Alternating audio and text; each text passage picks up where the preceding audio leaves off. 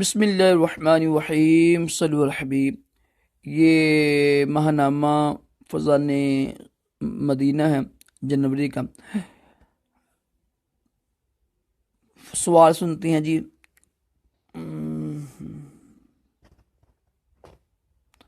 کیا فرماتے ہیں علماء دین و مفتی نے شرامتی اس مسئلے کے بارے میں کہ کیا مقتدی ثنا کے بعد تعود اور تسمیہ یعنی اعوذ باللہ اور بسم اللہ شریف پڑھے گا یا نہیں؟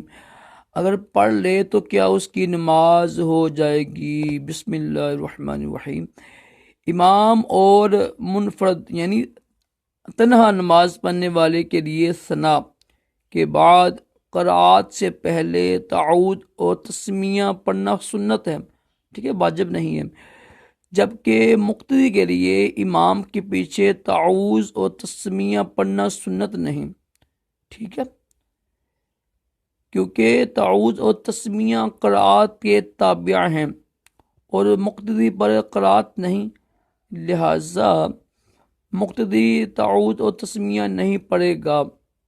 یاد رہے کہ جب امام یعنی جرأن قرأت نہ کر رہا ہو، نا انہیں اونچی آواز سے قرأت نہ کر رہا ہو، جیسے یعنی فجر کی، مغرب کی اور عشاء کی، یاد رہے کہ جب امام اونچی آواز سے قرأت نہ کر رہا ہو تو اس وقت مقتدی کا تعوذ اور تسمیہ پڑھنا فقط خلاف سنت قرار پائے گا، اور اگر امام نے اونچی آواز سے قرأت شروع کر دی تو اب مقتدی کے لیے تعوذ اور تسمیہ پڑھنا جائز ہی نہیں ہوگا، جس طرح یعنی اونچی آواز سے قرأت شروع ہونے پر مقتدی کے لیے ثنا پڑھنا جائز نہیں، کیونکہ اب اس پر خاموشی سے تلاوت سننا واجب ہے۔ ہاں، مسبوق یعنی جو بعد میں آتے لوگ ہوتے ہیں نا، امام کے اسلام کے بعد جب اپنی فوت شدہ رکعت پڑھے تو اس پر قرأت لازمی ہے، لہذا اب اس کے لیے قرأت سے پہلے تعوذ اور تسمیہ پڑھنا سنت ہوگا۔ واللہ عالم عز وجل رسولہ صلی اللہ علیہ وسلم۔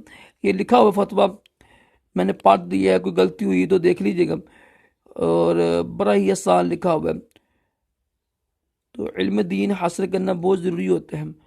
صلی اللہ حبیب صلی اللہ تعالیٰ علیہ وسلم۔